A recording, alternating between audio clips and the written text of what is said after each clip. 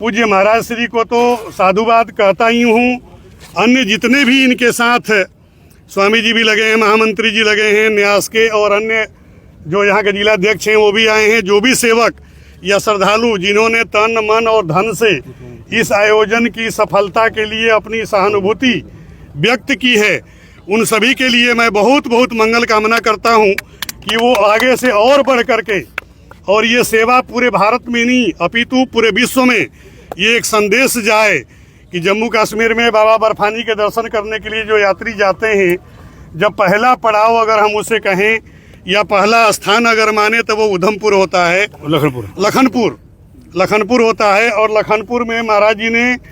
ये कैंप लगाया और यहाँ की जो सुरक्षा और व्यवस्था इत्यादि करने में जो भी कर्मचारी, जो पत्रकार बंधु या जो भी जिस तरह की सेवा भी यहाँ कर रहे हैं, उन सभी के लिए भारत साधु समाज की तरफ से मैं बहुत बहुत धन्यवाद देता हूँ। बहुत बहुत धन्यवाद। साधुवाद।